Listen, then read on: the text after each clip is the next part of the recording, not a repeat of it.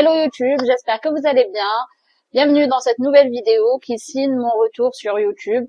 Comme je me suis remise à créer un peu de contenu sur Instagram, je me suis dit pourquoi pas revenir sur cette chaîne que j'ai délaissée depuis très longtemps pour des raisons diverses et variées. Signer mon retour, j'espère pour une plus longue durée en tout cas. Je me suis dit allons-y pour un petit bilan de mes lectures, mais aussi des petites recommandations cinéma que j'ai regardé ce mois de janvier.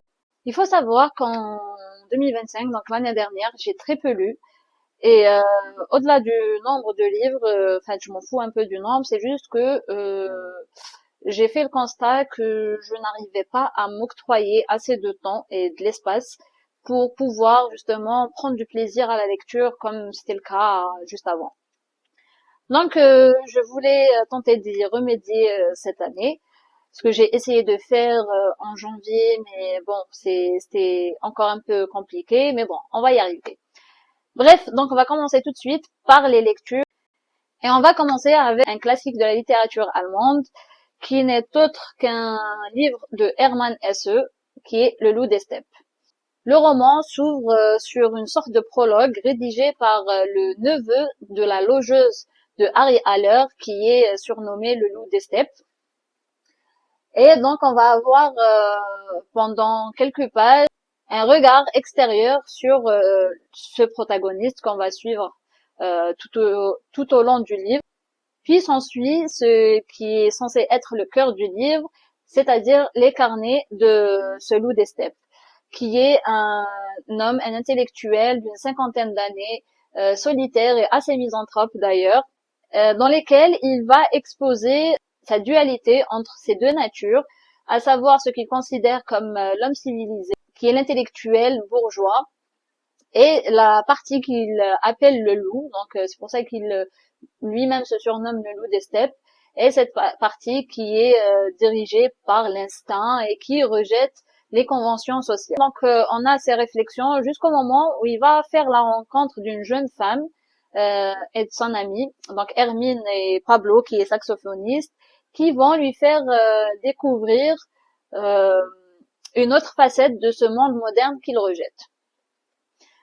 Alors, en gros, j'avais apprécié en fait le dispositif d'ouverture, qui est une sorte de mise en scène fictionnelle de l'après-édition du livre, qui est rédigé du coup par le neveu de la logeuse qui a connu Harry Haller et qui va nous exposer son point de vue sur cet homme.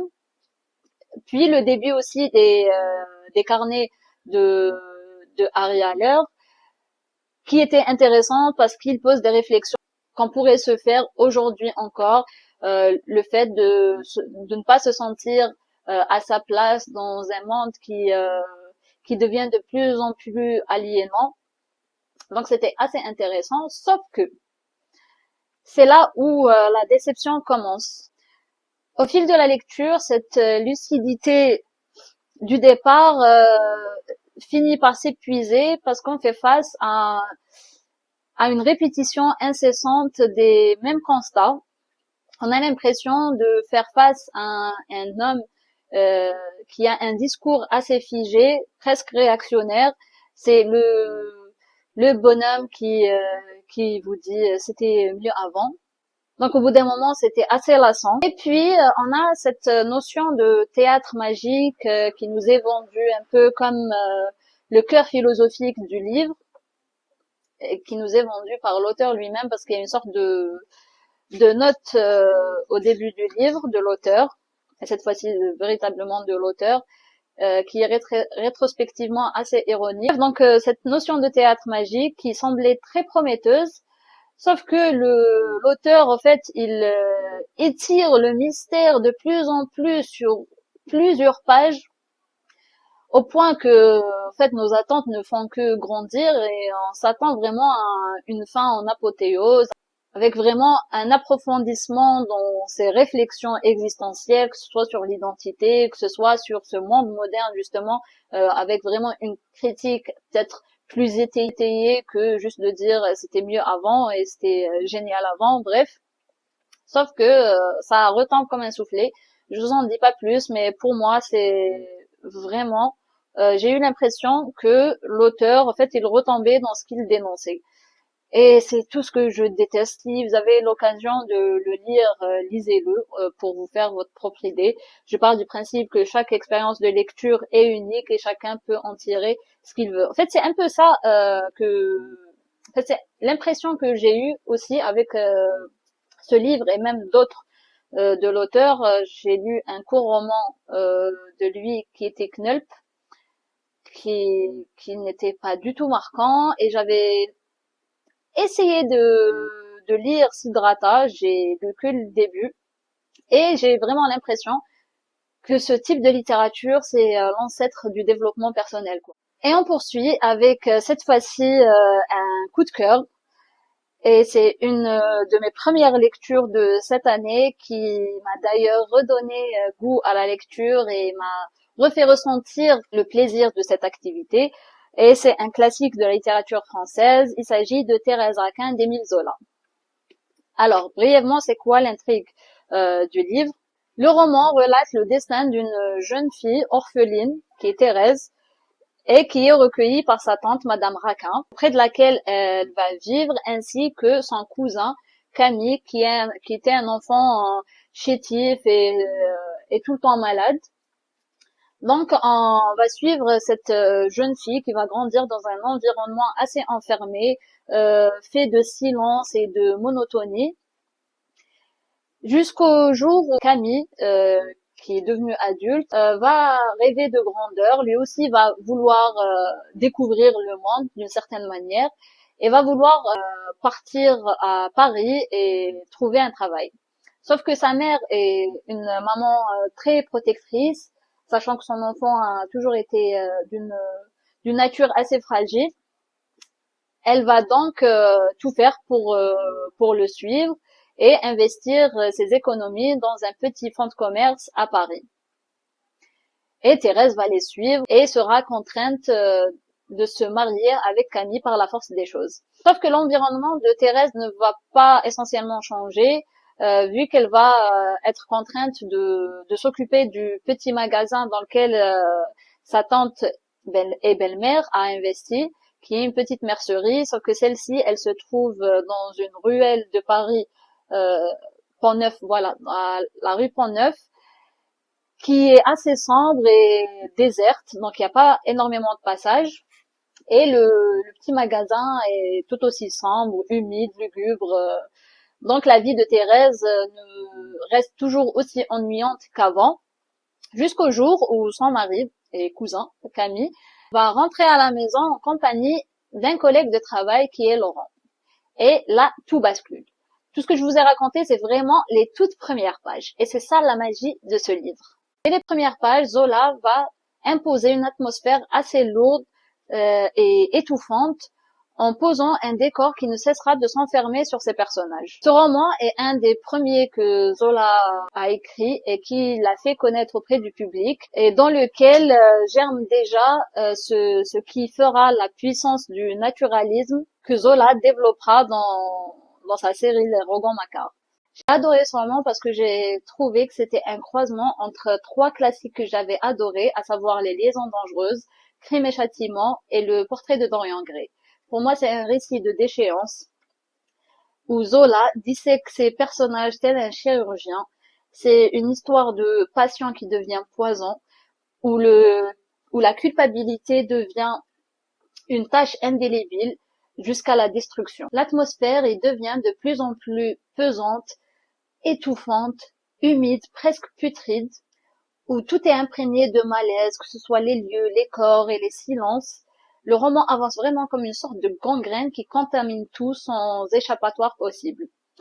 Bref, j'espère que je vous l'ai bien vendu. J'ai adoré ce livre et je vous le conseille très chaudement, même si je pense que c'est un livre qui est beaucoup lu, donc je viens après la guerre, comme d'habitude. Cette fois-ci avec de la littérature états-unienne, et il s'agit d'un recueil de nouvelles de Ernest Hemingway, $50.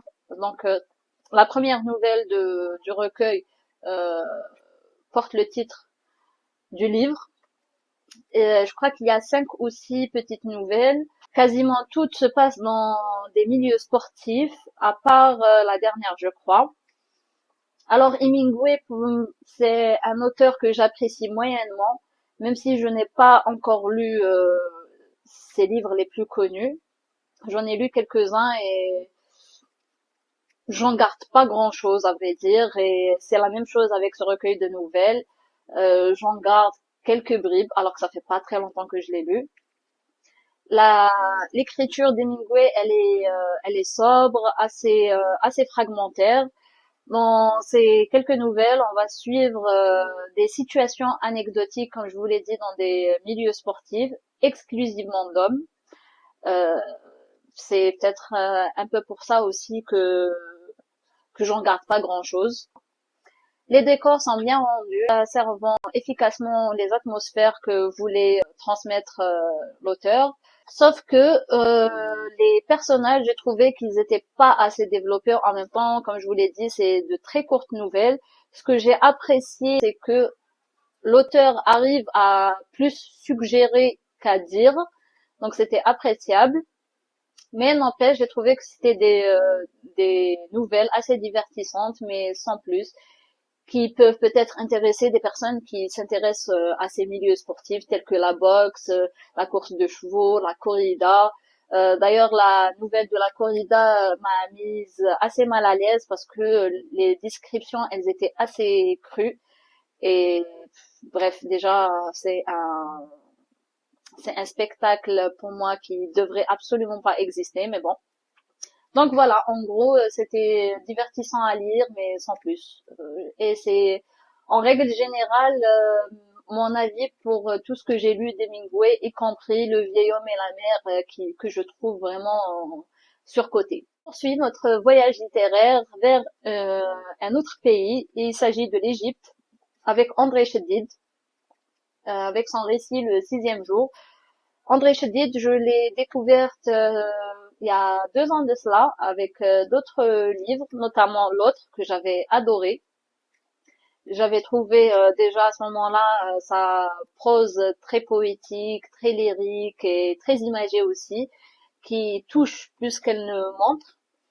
Et dans le sixième jour, André Chédid pose le décor en Égypte, dans la ville du Caire, en 1948, où se propage une épidémie du choléra.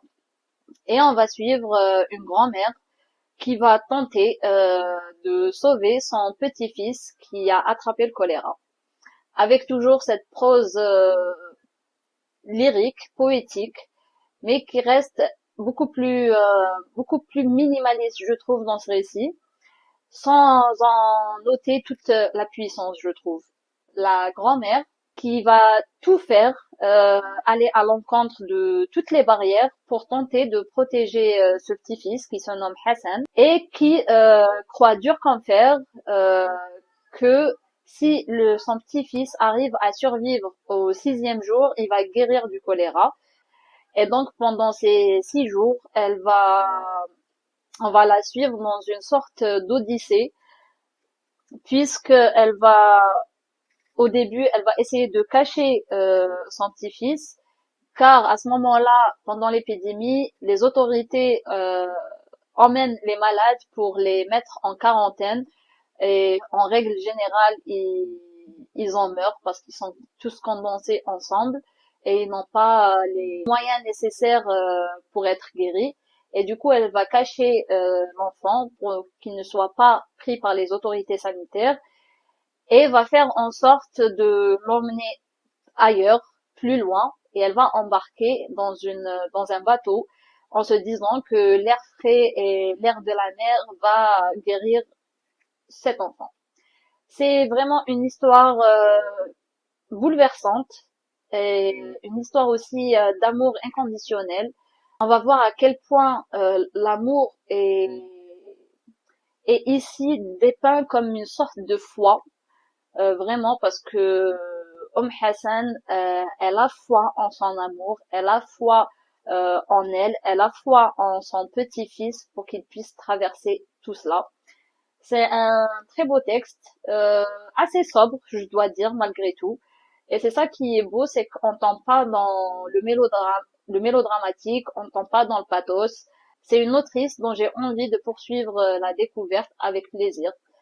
Donc, le 6e jour d'André Chédid. Si vous voulez lire un court texte qui se lit très facilement et très rapidement, je vous le conseille.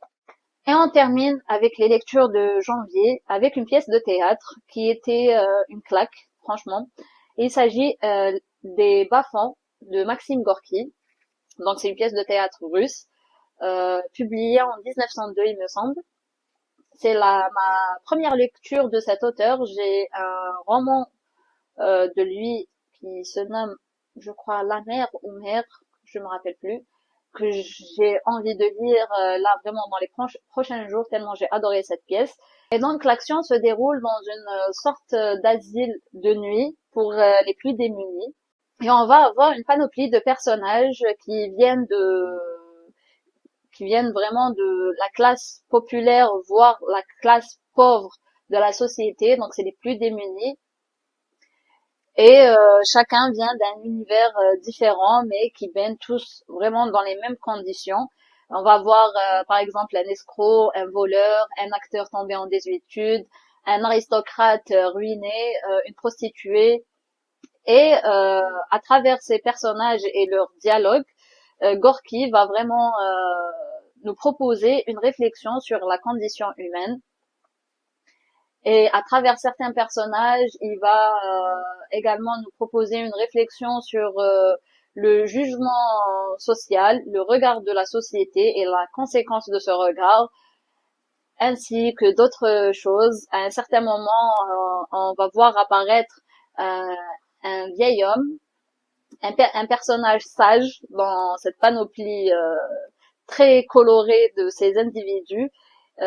Donc le personnage de Luca, qui va venir et va tenter de dialoguer avec chacun d'eux, alors que eux d'habitude se disputent à chaque fois, chacun sa vision des choses. On va avoir par exemple des personnes, des prolétaires, donc ils vont travailler pour gagner leur pain, face à d'autres personnes comme le voleur, l'escroc, etc., qui se font de l'argent facile. On va avoir des dialogues qui vont s'affronter justement sur la question de la conscience, la question de la dignité aussi. Et cet homme qui va faire son apparition au milieu de ce beau monde va dialoguer avec chacun d'eux sans aucun jugement. Pour moi, ce personnage, c'est vraiment le regard de l'auteur pour chacun d'eux. Il n'y a aucun jugement qui est porté. Au contraire, il a un regard très conscient de l'environnement dont chacun a baigné, le pourquoi du comment ils en sont là et pourquoi ils agissent comme ça. C'est vraiment un regard très bienveillant. Voilà, c'est vraiment pour moi c'est le regard de l'auteur vis-à-vis de ses personnages. Et à travers ce sage, il va y avoir une sorte de débat sur l'importance de la vérité vs l'importance de l'espoir. Qu'est-ce qui est le plus important pour l'humain? Est-ce de garder espoir et de continuer à se battre, ou bien d'être lucide face à la cruelle vérité et de se laisser abattre? Bref, tout est juste, les dialogues sont aiguisés au couteau. Et malheureusement, j'ai fait le constat que depuis maintenant plus d'un siècle, malheureusement, ces questions sont toujours d'actualité. Malheureusement, certaines conditions dépeintes dans cette petite pièce de théâtre d'une centaine de pages sont toujours d'actualité. Et pour moi, c'est vraiment un livre qui, d'un côté, est génial à lire parce que il reste d'actualité, et d'un autre côté on se dit c'est fou que un siècle après les choses n'ont pas plus évolué que ça. Donc voilà, c'était tout de mes lectures de janvier. Donc juste cinq petits livres en plus, mais c'est déjà très bien. Je suis très contente de ces lectures. On va passer maintenant au cinéma. Pour certains d'entre vous qui me suivent sur Instagram le savent déjà, l'année dernière, j'ai été dans une résidence de critique cinéma et ça a ouvert pour moi un champ jusque-là inconnu pour moi, qui est vraiment le regard critique face à une œuvre cinématographique.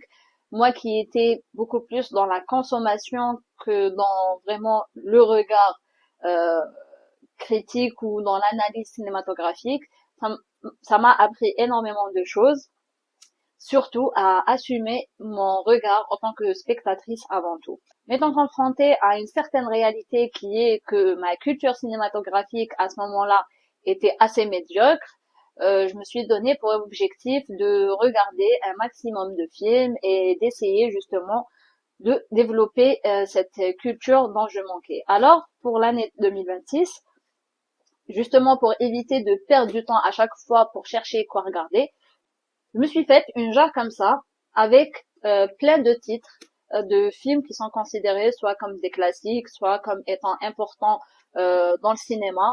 Et du coup, grâce à cette jarre, euh, je tire tous les jours un titre de film que je dois regarder le jour même et essayer de décrire un petit peu ce que j'en ai pensé le lendemain. Étant une personne très indisciplinée, il faut savoir que ça se passe pas toujours comme ça. Mais bon, pour le mois de janvier, j'ai regardé en tout et pour tout 29 films, ce qui est bien. Donc il me manquait juste 2 pour être vraiment à jour. Euh, mais là, j'ai envie juste de vous partager les quelques films qui, moi, m'ont marqué et qui m'ont impacté. Voilà. Et on commence tout de suite. Et on va commencer avec un film qui est considéré comme assez important dans le cinéma soviétique notamment, puisqu'il s'agit de Le cuirassé de Potemkin de Sergei Eisenstein, qui est sorti en 1925. Il faut savoir que c'est un film de propagande qui a été commandé par le régime soviétique, qui retrace la mutinerie sur un bateau près d'Odessa, un événement réel que retrace le film, qui s'est passé en 1905. C'est pour ça que le régime soviétique a commandé ce film 20 ans après, donc pour fêter un peu l'événement. Il s'agit d'un film en noir et blanc, muet, qui se déroule en 5 actes et qui est libre de droit. Vous pouvez le trouver sur toutes les plateformes, même sur YouTube il me semble. Donc vous pouvez le regarder si ça vous intéresse. Donc comme je disais, c'est un film en 5 actes. Il faut savoir qu'il a été restauré. On y a ajouté de la musique et des intertitres. Et cet événement, donc cette mutinerie, c'est l'événement qui a anticipé la révolution d'octobre 1917. Donc il s'agit d'un film quand même historique, mais il faut garder en tête que c'est un film de propagande. Il faut savoir que ce film en fait, il m'a pas touché spécialement. C'est juste que déjà ce qu'il raconte, je trouve que quand même ça reste important à connaître. Et je trouve qu'il dialogue énormément avec une autre œuvre littéraire.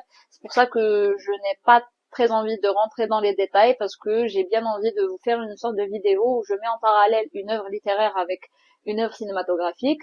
Moi, ce qui m'a par contre marqué dans ce film, il y a une scène en particulier d'ailleurs qui pour moi reste vraiment très marquante, c'est celle, donc, pour ceux qui l'ont vue, c'est celle des escaliers à Odessa.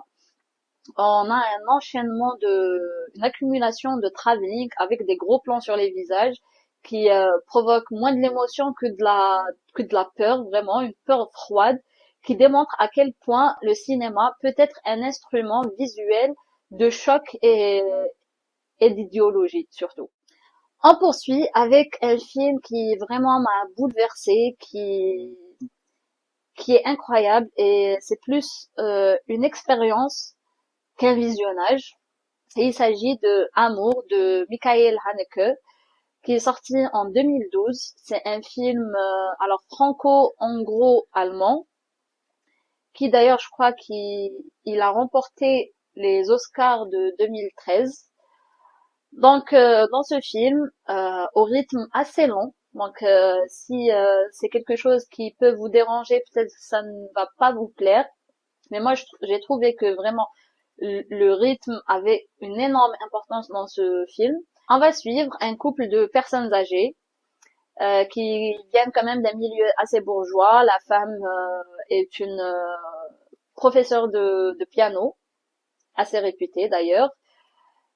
Et on va suivre ce couple à travers la maladie parce que la femme va tomber malade et son mari ne va pas lâcher prise et il va s'occuper d'elle jusqu'à, je ne vous dis pas où, je vous laisse découvrir. C'est un film qui m'a bouleversée parce que le cinéaste ne nous épargne absolument rien. En fait, il nous fait partager au plus près le quotidien de ce couple face à la maladie et à la dégradation du corps. Rien n'est dit, tout est montré. Les silences, les gestes, le désespoir, tout devient un langage cinématographique avec ce film.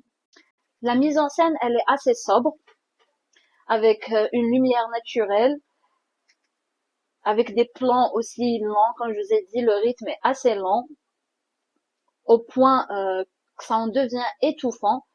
L'espace devient de plus en plus réduit et qui enferme justement les personnages dans cet espace clos qui est leur appartement, produisant l'emprisonnement physique et émotionnel qui accompagne la perte d'autonomie. C'est vraiment un film qui prend aux tripes, je trouve, qui, comme je vous l'ai dit, le cinéaste ne nous épargne absolument rien. C'est tellement, comment dire, le rythme est tellement lent qu'on a l'impression de partager vraiment la vie de ces deux personnages, de partager et leur angoisse, de partager les non-dits, de partager, il y a des moments incroyables, j'ai pas envie de trop vous en dire du film, je préfère vous laisser découvrir si vous l'avez pas encore regardé. Il y a des moments où c'est fou, comme c'est une leçon de cinéma, dans le sens où tout est suggéré, tout est montré, rien n'est dit, rien n'est décrit. Il y a très peu de dialogue, peut-être que ça peut déranger certains d'entre vous, mais moi je me rends compte de plus en plus que c'est le type de cinéma qui m'impacte le plus. C'est là où tout est montré, tout est subtil, ce n'est pas démonstratif dans le sens où ce n'est pas dit. Et c'est ça, normalement, le cinéma, c'est dentelle, show. Et je trouve que ce film applique à merveille cette leçon-là. Bref, je vous le conseille. Il est déchirant. Il est déchirant de cruelle vérité. Euh, on voit à quel point, euh, on y voit une leçon d'amour, mais aussi on voit à quel point c'est affligeant pour, les personnes qui de base étaient bien portantes et qui tombent malades, à quel point c'est affligeant justement de constater la dégradation de leur corps, à quel point c'est dur et pour eux et pour les personnes qui les aiment. Bref, j'en ai vraiment la chair de poule rien que d'en parler. C'est un film magnifique, sublime. Ce n'était pas prévu, mais pour détendre un petit peu l'atmosphère, je vais vous parler d'un film qui est assez sympa à regarder. Il s'agit d'un western spaghetti. Mon nom est personne de Tonino Valeri. Je ne sais pas si ça se prononce comme ça. C'est un film franco-allemand-italien, je crois, qui est sorti en 1973, si je dis pas de bêtises. Et c'est vraiment une parodie du western spaghetti. Je vous en dis pas, je vous en dis rien. Je vous laisse découvrir parce que je trouve que vraiment c'est un film qui est très drôle, très sympathique à regarder, sachant que moi je ne suis absolument pas fan des westerns et encore moins des westerns spaghetti, mais là c'était génial à regarder. Ça m'a fait penser d'ailleurs un peu à Lucky Luke tellement c'est de l'humour assez pas absurde, mais voilà, c'est de l'humour grotesque et burlesque. Mais ça n'empêche pas que le film dit des choses des États-Unis de l'époque. Il y a quand même une critique sociale de cette époque que j'ai trouvée assez importante et assez intéressante pour le coup, puisqu'il s'agit d'une parodie. Donc, je vous le conseille si vous avez besoin de regarder quelque chose pour vous détendre, pour rigoler un petit peu. C'est un film fait pour ça, je trouve. Pour le coup, là, je vais vous conseiller non pas un film, mais un cinéaste que je découvre cette année et que j'ai envie de découvrir beaucoup plus. Mais je me détends un peu parce que j'ai peur de tout regarder d'affilée parce que ça m'arrive des frénésies comme ça sur certains cinéastes. Il s'agit de Eric Romer.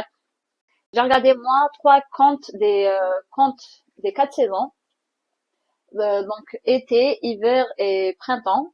Il me reste le conte d'automne. C'est plutôt 4 films où Romer va traiter des rapports amoureux entre les individus. J'ai adoré, j'ai adoré. Alors pour le coup, je vais essayer de parler des 3 films en même temps sans vous en dévoiler l'intrigue. Je vous laisserai découvrir. Euh, dans les 3 films que j'ai regardés, le dispositif utilisé par le cinéaste dans la narration, c'est quelque chose qui moi m'a fasciné.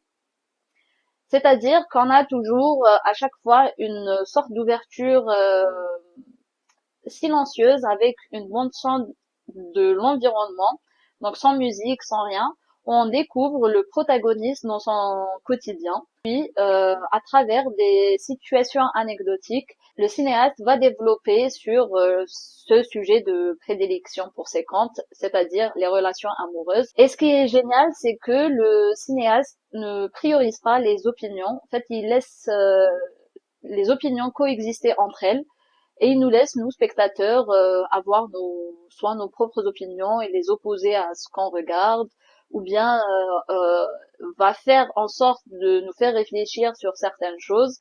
C'est des films qui ouvrent une certaine rétrospection sur notre propre vision de l'amour et des relations amoureuses. Ce qui est beau, c'est que c'est fait de manière naturelle, c'est-à-dire ce n'est pas imposé par le cinéaste. En fait, c'est un cheminement qui se fait de soi quand on regarde ces films. Il y a d'autres réflexions qui s'imbriquent à la principale. Ce que je trouve impressionnant avec ce cinéaste, c'est que il arrive à parler à tout le monde, peu importe d'où on vient, peu importe notre culture, il arrive à parler à chacun de nous en mettant en scène des protagonistes auxquels on arrive à s'identifier à travers les situations aussi qu'il met en scène, qui sont des situations qui peuvent arriver à chacun d'entre nous. Et c'est des actions anecdotiques qui chamboulent la vie de ces protagonistes, ce qui peut nous arriver à nous aussi. Et ça remet aussi en perspective, euh, en fait, notre quotidien, tout simplement, l'importance de notre quotidien. Tout ce à quoi on n'accorde pas énormément d'attention, en fait, ça a de l'importance parce que ça peut nous impacter d'une manière ou d'une autre. Je vais adorer tout regarder parce que je vais tout regarder, donc il est possible que je vous en reparle encore. Et je vous laisse découvrir les intrigues. La mise en scène, elle est quasiment à chaque fois la même. Le dispositif, il est à chaque fois le même. C'est juste des situations qui diffèrent et qui mènent à des débats et des discussions qui sont très intéressantes, très enrichissantes. Il y a notamment une discussion dans le conte d'hiver.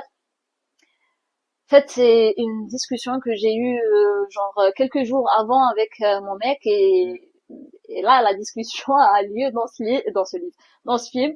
C'est pas croyable. Bref, donc voilà, je vous encourage fortement si vous n'avez pas regardé les films de Romer, notamment ceux que j'ai cités pour le moment, je vous les conseille. Bon, je vais essayer d'être un peu plus brève si possible pour les prochains. Il reste deux films dont j'ai envie de vous parler et 2 mentions spéciales vers la fin. Alors, je vais commencer avec Men on the Moon de Milos Forman. Je sais pas si ça se prononce comme ça. Qui est sorti en 1999. C'est un film biopic qui retrace une certaine période de vie du comédien Andy Kaufman.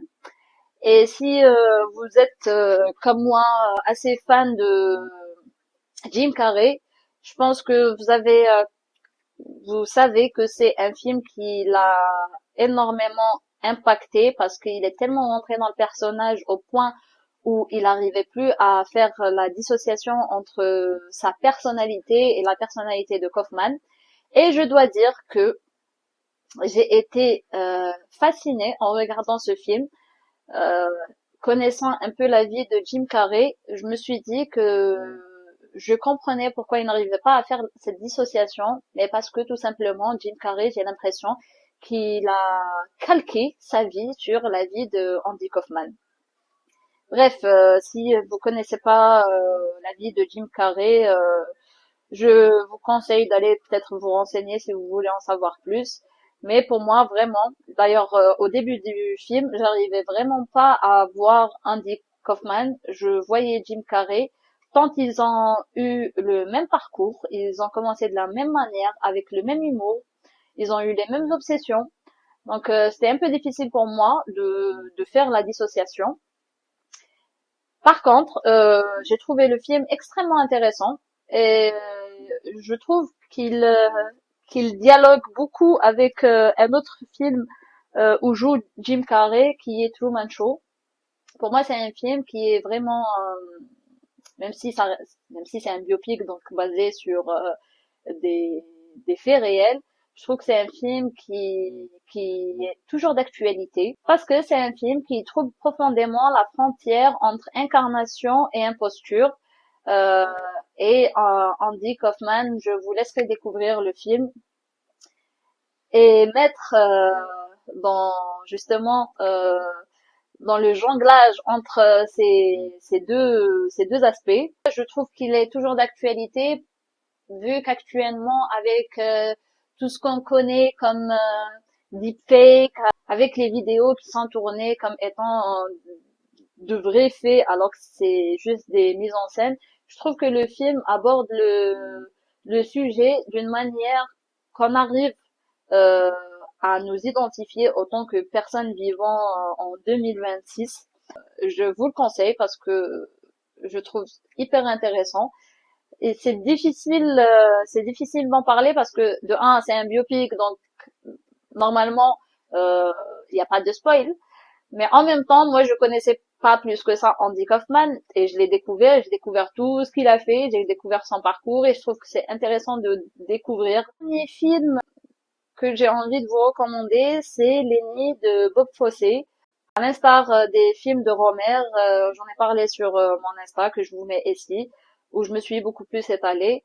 Et probablement, il y aura des vidéos où j'en parlerai de manière beaucoup plus développée et pas seule. Les Nuits de Bob Fosse, qui est sorti en 1974. C'est un film en noir et blanc. J'ai adoré le dispositif utilisé par le cinéaste. Il trouble la frontière entre la fiction et le documentaire, puisque le cinéaste va utiliser un dispositif qui emprunte beaucoup au documentaire. Il va mettre en scène des sortes d'interviews des personnes qui gravitent autour de Lénine. Et je vous ai pas dit, il s'agit d'un biopic également, qui retrace également le parcours d'un artiste, d'un comédien qui est Lenny Bruce, qui est un des précurseurs du stand-up aux États-Unis. Mais à travers le parcours de cet artiste, on va avoir une sorte de critique sociale du show business, mais aussi de la société puritaine des États-Unis dans les années 50 et 60.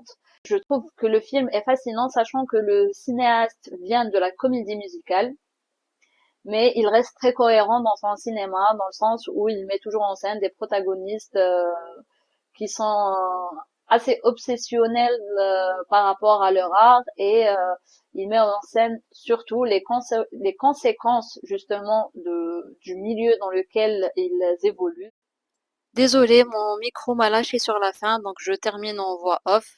Je voulais juste ajouter une dernière chose à propos de Lenny. Je dirais simplement ceci. Dustin Hoffman, qui interprète le rôle de l'artiste, y est absolument saisissant, vraiment au sommet de son art.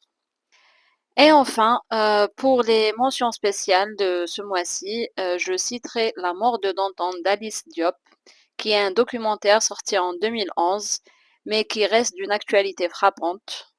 Et pour finir, Riverboom de Claude Bechtold, un documentaire aussi, complètement barré, un film hybride de par sa forme et son temps, vraiment une sorte de comédie noire qui vient démystifier le journalisme de guerre avec une ironie assez mordante. Je ne vous en dis pas plus de ces deux documentaires parce qu'on en a parlé plus longuement dans Fracture, qui est le podcast de critique cinéma de l'Institut français. Les deux émissions sortiront en mars et je vous mettrai le lien en barre d'infos. Vous allez y trouver nos premières émissions. Merci à celles et ceux qui sont restés jusqu'au bout. Je vous dis à très vite. La bise!